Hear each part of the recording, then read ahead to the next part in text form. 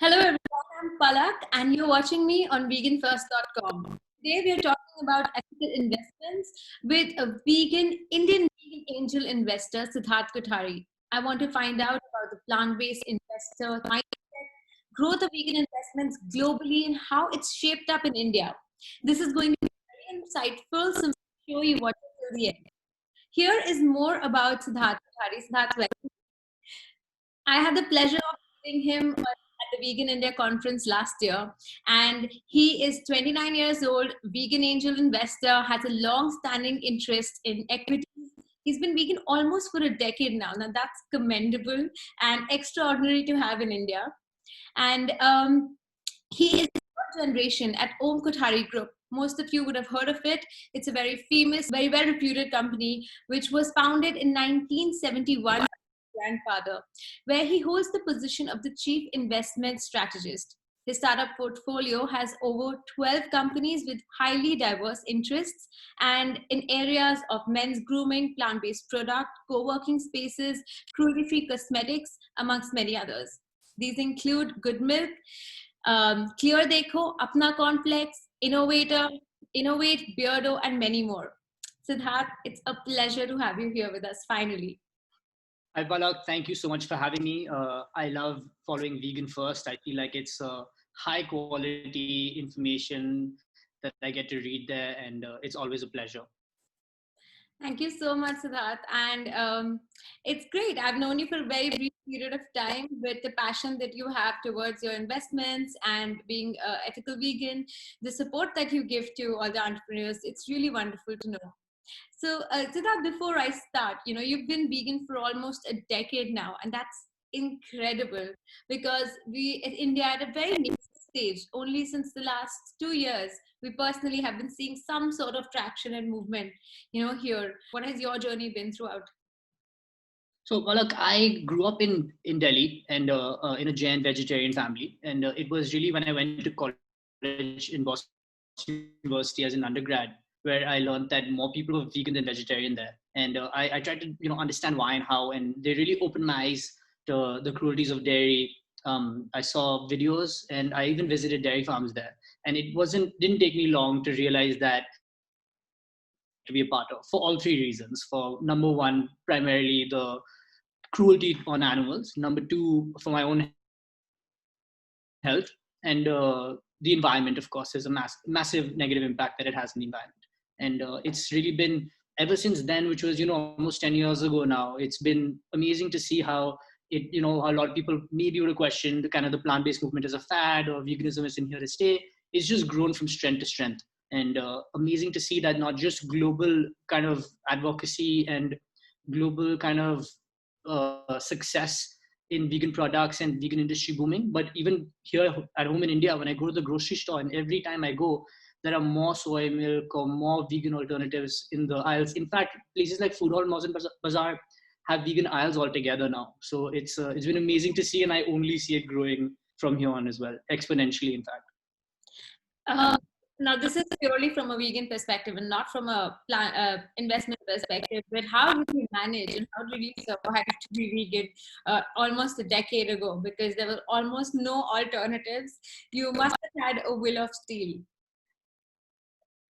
So what happened was in Boston, luckily, there was a lot of kind of knowledge about veganism at that point, and there were a couple of all-exclusive vegan restaurants. So that really helped. Being Boston is a fairly liberal city; it's in the East Coast America, and there were a lot of all sorts of people. It was really a melting pot. And it was really when I came back and I graduated to India where it was still very novel and people didn't really understand. Everything was sprinkled with ghee. Milk is, even till today, I guess a lot of people think of it as medicine, especially in the older generation. But it was just a matter of time, and because India's probably the youngest country in the world, I think about 50% of our population is below the age of 30. So with education, so many people are open-minded and really saw that the dairy industry kind of brainwashed a lot of people into thinking milk has positive health impacts. It actually has. Studies after studies show that it has very negative impacts. And then founders like you have created platforms to inform people. Like Lean First, the conference was one of a kind last year. I love being a part of it, and it was amazing to see how people from all over the world came. and impact change makers spoke there. Unfortunately, because of COVID, we didn't have it this year, but I'm really excited about hopefully next year, if things are better, to have a sequel of that conference. And documentaries have made a big impact, like Game Changers, What the Health, Dominion, in opening minds. And of course, with the digital platform, you reach out to the whole world all at once. It's not like you have screening specifically in specific parts of the world. So it's exponential, the impact these documentaries have had. And I think the last thing that's also been really noteworthy is vegan celebrities, because with massive, millions of followers in Instagram and all that, and their voice is really heard. So when kind of champion ace athletes like Virat Kohli in India speak up for veganism and talk about their performance and health benefits, it really makes heads turn, and people understand that this is the change that we were looking for. Can't miss out a celebrity in Bollywood. Of course, cricket and Bollywood are religions in India. So in Bollywood, we have a person like Amir Khan, who's a superstar actor, director, and he spoke about how he's been permanently went from non-vegetarian to vegan after his wife, Miss Kiran Rao, showed him several videos, and how he even mentions in the video actually where he spoke publicly, and he said it's a permanent change that he's looking forward to. Actually, I completely second that. Vegan celebrities have, brought a whole traction in India, especially India is so Bollywood driven, So definitely, the shift that I've seen primarily in celebrities is that they're more vocal and more unapologetic about being vegan for cruelty-free reasons. So initially, the wave was more of a health lifestyle, an alternative choice, but now I've seen so many of own celebrities and influencers in our ecosystem. They're very, very open about it, and I think that gives a lot of confidence to the youth who follow them, sort of stand up for what they believe in. I think unfortunately Amir Khan, because he was shooting Dangal, might have turned back to being a non-vegetarian because he was asked to put on muscle weight. But that's also the sad part. I feel that's exactly why we need more platforms to sort of say that, hey, this is easily possible on the plant-based diet, because Game Changers really rewired your brain, what is possible to achieve on a plant-based diet and whatnot. So absolutely. Siddharth, coming to my next question, I wanted to ask you, does this impact your decision making, being plant-based yourself, living this lifestyle on a daily basis? How has it impacted your decision making as far as investments are concerned? So it's really created veganism and being plant-based has really affected all aspects of my life, including my investment philosophy. I of course look for plant-based vegan companies with a net positive impact on society and communities. And it's really, I feel like my returns as a result are going to be much better, because the world is just headed in a better direction. So when I look at, say, a cosmetics company that's using a lot of animal ingredients, it's put off so many customers today, and its harmful effects are exposed. So just naturally, the cruelty-free company, the vegan company, has an edge today, which is why a lot of people use, kind of advertise their vegan label from Beta, that we're a vegan company, because it does attract consumers. And with education, India is not far behind the West, where we're kind of moving towards that direction. And I've been really lucky to meet recently a founder based out of Bangalore who does a vegan alternative dairy products company. They are very inspired by the success of Oatly, which has become a unicorn. Small startup, started from Sweden and now it's taken over the world. It's supplying to Starbucks and all that. And I really think this founder, he's one of the youngest. He's one of the younger founders. He's only 23, but he's so focused that he's already found the love of his life. He's married, and he's already been on Forbes 30 under 30, given 2 TED Talks. And I feel like he might be, he might create the Indian Oatly, which will be a massive success. So I'm excited about investments in the vegan space, and I always have my eyes and ears open. That's amazing. I think you're talking about Good Milk, and we love Good Milk as well. We admire, the innovations that they've done, and the really crystal clear clarity of, their approach. What do you feel? How has veganism grown? Vegan investments, ethical investments played out globally, and what are the inspirations that Indian investors could take now, especially post COVID? We are looking at a much kinder, much more climate friendly world. Hopefully. So has that impacted the global growth of veganism, and the current scenario? Has that impacted the investor mindset? Has it made people more open-minded? So we've seen, giants evolve because of venture capital, and then companies IPOing like Beyond Meat, which are disrupting the entire food market all over the world.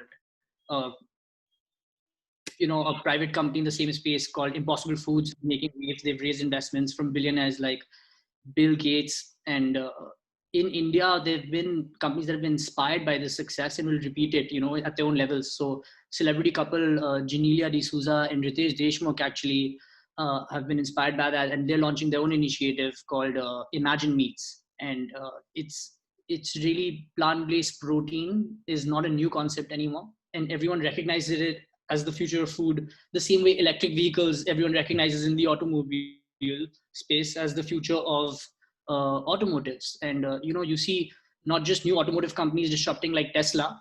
You can kind of equate Tesla to Beyond Meat as the disruptor in EVs. But then traditional companies like GM, Ford, they all Toyota have to launch their EVs as well. So now we've seen traditional meat and dairy companies launch alternative meat and dairy products, vegan products, to compete, because that's where the future of demand is. And the pandemic has really exposed how fragile we are, and how fragile factory farming makes us. So the environment is more important to the youth today more than ever before. Life expectancies have expanded a lot, and that makes us, we will live with our effects, not just our kids, we ourselves actually, the younger people will live to see the impact climate change is having. And the only way to counter it is by adapting a vegan diet, because the amount of emissions, resources, land, water, grain that is used in factory farming is killing the planet. So how we eat, choices we make, we're all voting every time we pick up, every time we chew, every time we drink soy milk at Starbucks instead of dairy milk, you voted. That's a vote. And the dollars are spent. How capitalism works is that companies will respond. So I'm quite optimistic and positive that we're moving ahead in the right direction. Now, what are the three things that you look for primarily in plant-based companies when they come and pitch to you? What are the main three things that you look for? So number one would definitely be, it's probably a cliche, but people say the team, the founder. Like you mentioned, the Good Milk founder has a lot of passion in what it takes. But I couldn't turn up the volume enough on the founder, because business models will change, products will fail. You'll come with product Bs, and one of the healthiest diets is what most nutritionists will say. But being vegan can help the planet and animals a lot, while probably not being great for health and still enjoying tasty treats. There is companies traditional. What really is noteworthy is here. Let's pick, for example, a venture capital funded company. Venture capital companies are growing massively because they just have so much capital to burn. You can see that in the IPL today, where most of the sponsors, which is the most expensive form of advertising, have been venture capital based companies, startups that have grown a lot. And one of the companies that have raised a good amount of capital and are growing fast is Epigamia, and they have a Bombay based company, but they've kind of taken dairy yogurts and grown them and grown that, focused on that sector a lot. But even they couldn't kind of step back from the plant-based and vegan idea, because their last four launches have all been vegan yogurts, and we've kept a keen eye open for them. I've tried them. I've really enjoyed how they taste. I don't know if have you tried them, Pala? Yeah, we're working with them actually to promote them, and also we are doing. They've just launched almond milks. Fantastic product. Right, right, absolutely. So you're seeing now how traditionally dairy companies are open-minded and are pushing, are seeing what the market wants and getting good responses is what's the most important part of it. It's stock. If you go on the website right now, a lot of the new flavors, the blueberry and the mango, are out of stock. It shows the demand for it. So there is a lot within plant-based and vegan space, and a lot more coming. Yeah. Yeah, what I was surprised to see was that of late we were contacted by some, big legacy pizza chains, and they asked us to make vegan cheese. And what was exciting to me was that hey, here we are open to the idea of getting a ready cheese product, but we know that there is a dearth of scalability sometimes here, or maybe the price point is too high because they're imported, but they were ready to innovate and develop in-house as well. And that is very exciting also, that as a in the Horeca category, as a restaurant and as a delivery partner, you are willing to innovate and really bring up different varieties. So I think that there is definitely space in the whole gourmet segment, but there is sometimes I feel in India, because we are such a huge agriculturally rich land, right? So we also need to innovate a little bit more with our ingredients. We have so many options for millets, which can actually be used for plant-based meats or cheeses, etc. So do you feel that India has an upside there in terms of production and scale?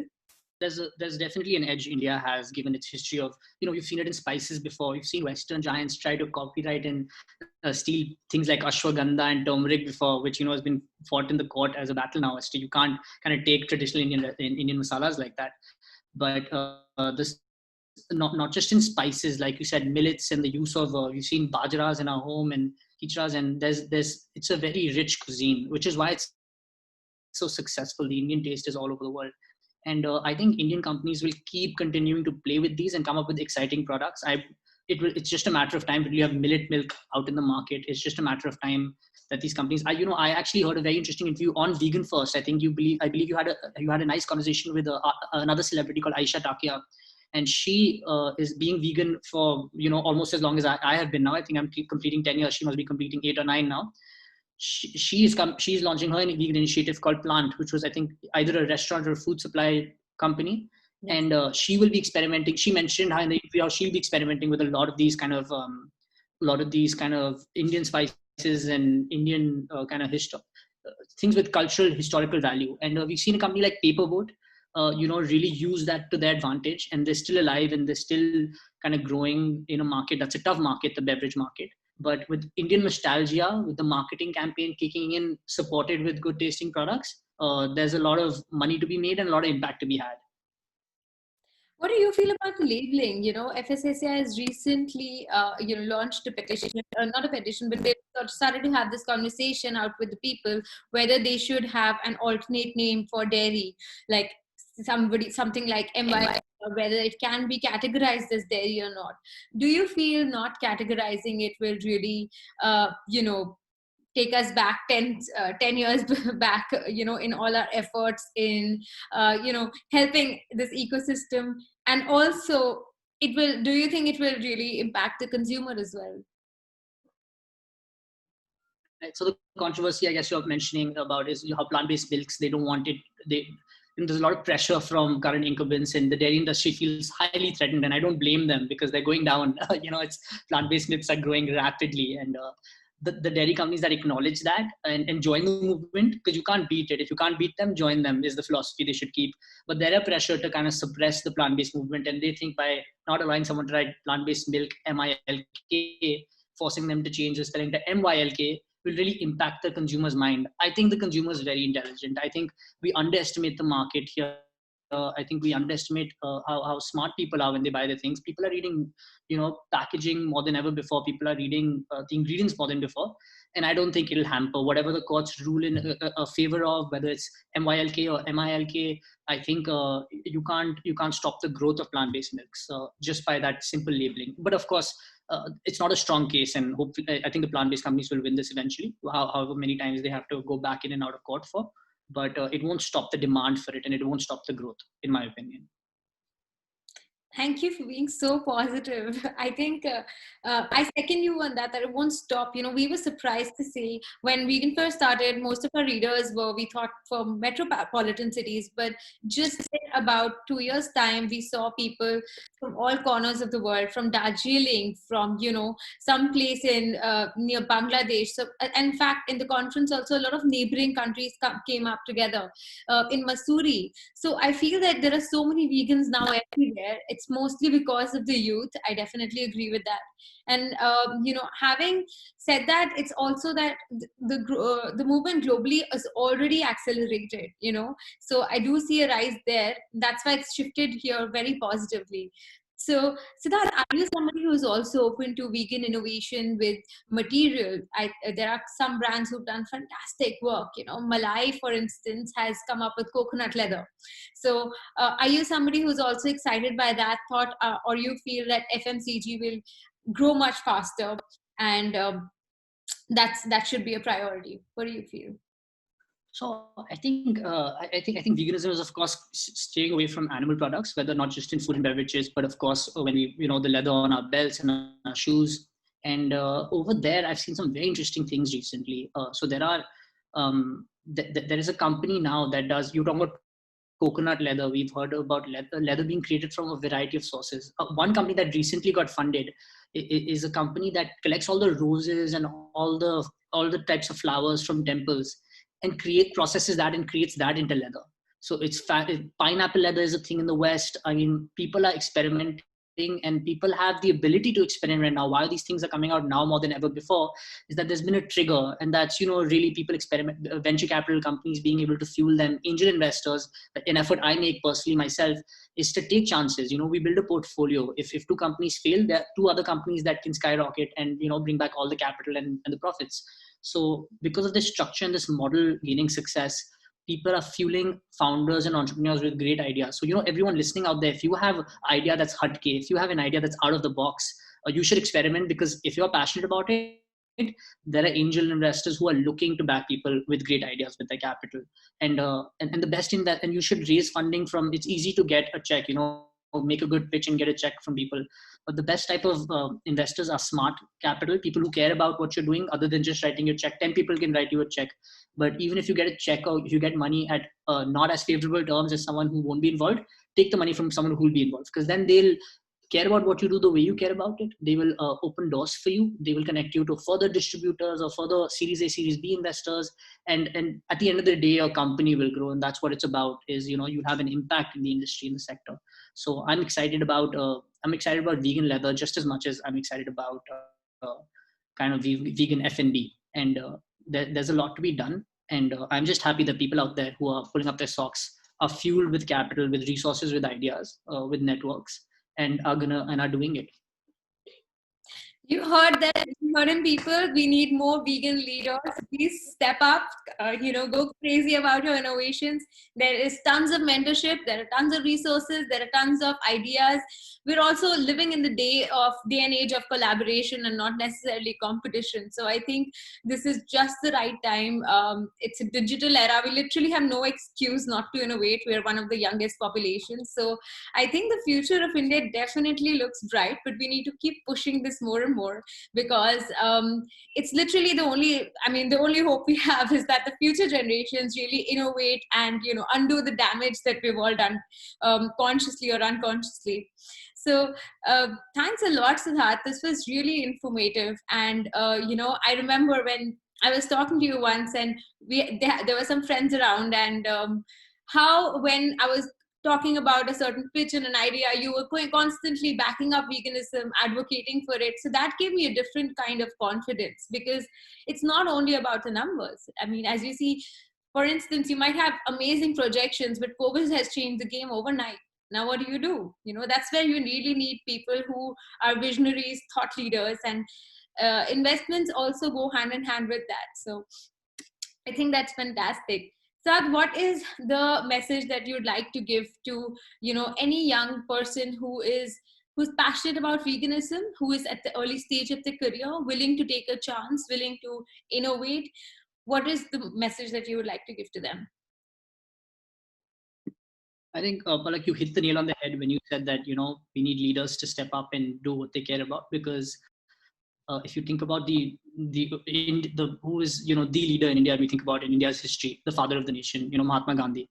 And a lot of people don't know this, but if you read his autobiography, he is the original Indian vegan leader, because he saw a practice called phuka, which is a very cruel practice that is still done, unfortunately, today on cows in dairies, where they blow into their private parts and cause them immense pain and suffering, and to maximize milk production, because it's a business at the end.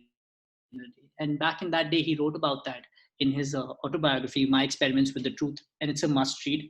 He took action from it, and I think it's an example for the rest of the country, for young Indians to take leadership to do what they care about. You will find, if you get traction and in your idea, if it's whether you are doing a food product, whether you're doing vegan leather, which a lot of people experimented in today, there is a big market for all of these things. You are on the right side of history, so you will win eventually. You just have to, keep at it, just keep swimming, and affiliate, associate with the right people, collaborate, keep an open mind. And I will be surprised if someone who follows this will not hit success at the end of it. It'll be a fulfilling journey, I assure you. And of course, there are people like, reach out to people like Palak, who is a champion in her own way, I believe, with the Vegan First platform. Your Vegan First reminds me a lot about a very successful foreign company called Live Kindly, which I know you're affiliated with as well. The people running it. And these two are really my favorite kind of plant-based media kind of publications out there. Because you not only do you, when I read your websites, not on in your Instagram pages, not only do I not only is it like watching a great film, you get a good feeling you get in your stomach, in your heart, but you also end up learning something, and it's not didactic, which is wonderful. So keep on doing all the great work you're doing, Palak, and I'm excited to continue see Vegan First grow, to see you grow, and to see the movement grow.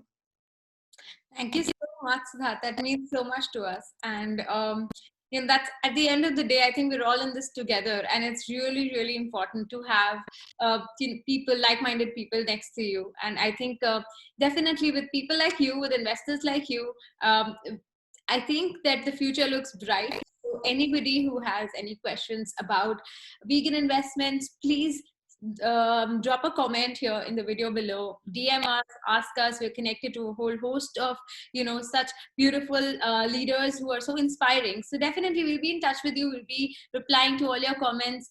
And there are lots of cohorts happening in the plant-based space as well, which we're promoting actively. So there is support, there is help. All we need is innovation, out of the box ideas, strong leadership, believe in yourself, and just go for it. So hopefully by 2022 we'll see tons of more vegan entrepreneurs and new fundings happening. So what do you think is the scenario for 2020, 2022? Do you think that COVID has really impacted vegan investments? Is it a downside or an upside? What do you feel? It's been an interesting time with a lot of uncertainty, but one thing's for sure: we will win the battle against COVID. There will be a vaccine that's out. We're going to manage it. Of course, suffered through a crazy number of deaths worldwide and a lot of panic and so. In terms of investments in companies go, a lot of them have suffered, but the ones that will survive will thrive later. There has been a lot of online selling and a lot of online buying, with the safety of physical distances. A recent company I invested in, a cruelty-free cosmetics company called Arata, has showing fantastic growth. They're proudly vegan. They label it on their Instagram and on their packaging. They always will be. The founder is a vegan, is a good friend of mine. And the products are just, you can, feel the freshness. There's no toxics in it. And, not to promote the brand that I've invested in, but I think the growth rate through COVID that they've shown, men lie, women lie, numbers don't. And if you see the number of the numbers tell a story, and the growth rate has been phenomenal for companies like Arata, online selling. If you have a good product in a good space, growth will follow, and you should just see that. And Google is there for everyone to use as a great resource. See the segments that are growing, the product categories that are growing, even through the last 6-7 months that have been a tough time, and there are pockets of growth there. So are investors a little bit more wary of spending right now? Are they conservative with their spend, or are people still taking bigger bets if it's worth it? So luckily there were just a couple of months in the beginning where there was massive uncertainty, where kind of venture capitalists and angel investors were kind of taking a step back, saying, "Hey, what's going to happen with the world?" But it hasn't taken a long time for sentiment to change, for checks. Check sizes. Enough checks have been, people actually, now there's a boost in investment because people are not scared anymore. They've seen that not only can we live with COVID, there is light at the end of the tunnel. So the world will come back, whether it'll take 6 months, a year, maybe 2 years. No one can really tell you that, no one's seen the future, but there is light at the end of the tunnel. And if you just keep at it, if you can survive, you will thrive when times are good. The wind will blow against you sometimes, but when the course changes and the wind blows in your favor, the headwinds, you just need to survive them, and the tailwinds take you to a new level. Fantastic, Siddharth. Thank you so much. Is there anything else that you'd like to add? Because this is a very interesting session, and I'm sure a lot of people will benefit a lot from your insights. I'm glad. I hope the readers, take away some important points that I live through every day, being being a vegan investor specifically, I think there's no excuse. If you're not able to raise funds or something, you need to think about strategy. You need to think about your product, because there are checks being written every day. I can see angel investors. We get calls in our syndications. We're getting a lot of venture catalysts. I was one of the early investors in that incubator accelerator. They've become India's largest incubator and accelerator now, and I'm seeing deal sizes grow every month. They were closing 2-3 deals. They're closing 4-5 deals now, even with online pitch sessions. So if you have a great idea and you have even a small bit of proof of concept, or even if you're at idea stage, that's when the seed round, angel rounds happen. So there's no excuse. Pursue your idea, have a plan B, but give it your all. Give plan A your all, and I think more often than not, you'll find that you find support. Wonderful. Thanks a lot, Siddharth. And it was a pleasure talking to you once again. And I wish you the very best for all your future investments. And hope to see you again at the conference next year. I'm super excited about the conference. It was really one of a kind. I can't praise it enough. Just the amount of people you got together in one space and the energy was fantastic. I can't wait to be a part of it again. And thanks so much for having this conversation. It's always a delight to talk to you. Thank you, Siddharth.